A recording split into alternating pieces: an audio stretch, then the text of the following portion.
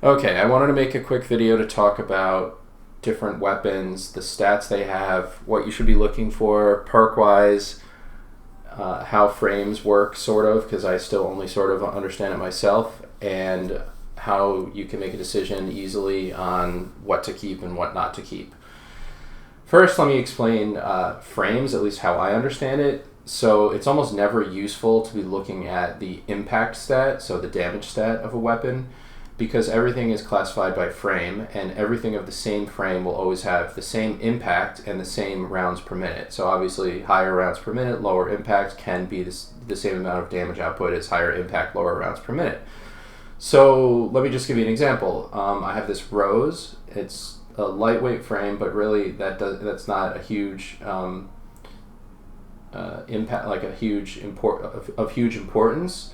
The lightweight frame just means you can run faster with it out, but what I'm really looking at is the rounds per minute. It's a 140 hand cannon, and the impact is an 84, right? So then I have a completely different weapon, Luna's Howl, also 140 hand cannon, impact 84. So any 140 hand cannon is always going to have an impact of 84. So the damage is always going to be the same between those.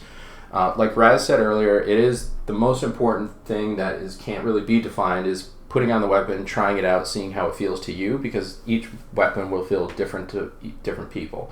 And actually, there can be lots of differences between if you're using mouse and keyboard versus controller. Some weapons just feel better on controller. Like, for example, this Luna's Howl, everyone raves about and loves. I suck with it. I can't stand it. But Rose, it's the same frame. Well, not the same frame, but it's the same rounds per minute, same damage. I love it. It feels great to me for some reason. Another example would be 120 hand cannons. So this is 120, impact 92, and then my igneous hammer is 120, impact 92. And completely different slot, completely different weapon, but the same. So what you should generally be looking for when a weapon drops is, for PvE, you want to be looking at these two perks, these two traits, whatever. For PvP, stats come into play a little bit more because there's this range stat which affects damage fall off. So like the further out you're shooting, the less damage it'll do, and the higher the range will increase that distance. But really for PvE, you should only be really caring about these two perks, and sometimes the combination and how they play together. So for example, I have this item crafted, my Ikelos submachine gun, and the main perk is this vault shot. So when I reload the weapon after a kill, it overcharges, and then the next thing that I shoot jolts and has like an AoE damage. So the thing that would make the most sense would be to boost the reload, right? Because then you can kill something, reload really, really fast, and continue with that damage loop. So I have Feeding Frenzy. Every final blow, the reload speed gets shorter and shorter. So I'm getting kills, reloading constantly, spreading jolt, zapping everything in sight. And the way that you find out which of these perks are good and which are bad, because there's certainly weapons that drop that just have shitty perk combos, useless perks that are just not really that useful. Some are much stronger than others. Is one, you can try them out yourself, which is fine, and honestly, it's probably like the most productive way, or the best faith way of figuring out what's good. For me, the easy way is to do this. So here's my vault. I have a bunch of weapons. When something new drops, I'll look at the weapon, and then I'll click it and just look at it on light.gg. And this website basically has every single weapon in the game, all of the perks it can roll, and it shows the popularity of each perk that, like, across the population of the game. Now, obviously, perks that have a higher popularity mean that those things weren't dismantled, which means they're more popular, which means they're probably better. And then also, as time goes on, people will have these, they'll have popular perk combos, and then also, I guess, X-Theory crafters will say, yes, this is good for PvE, or yes, this is good for PvP.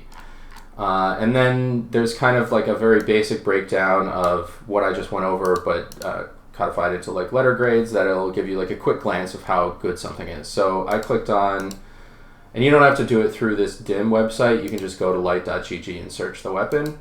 But I'm looking at right now the mountaintop, right? So this thing actually I farmed for a really long time because I really wanted this combination, auto-loading holster and recombination. The reason why, so you can like mouse over these and read everything and see what they do.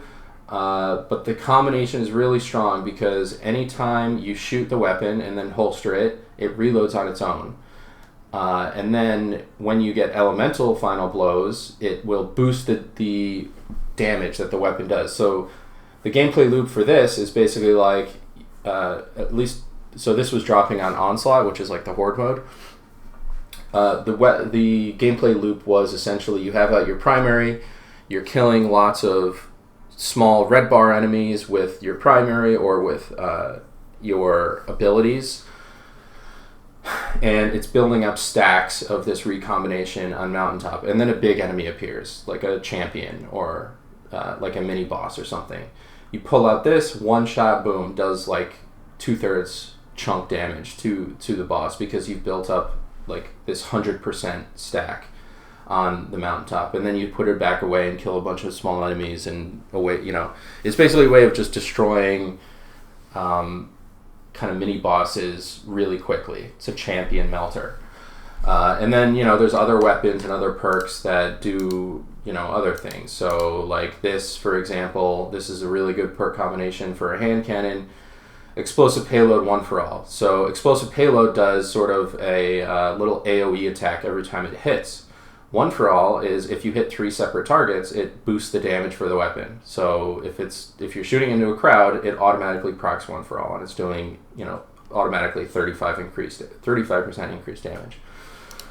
So that's kind of how it all works. Basic TLDR is look at the weapons that drop, go to light.gg, see which perk combinations people are saying are good, and keep those weapons.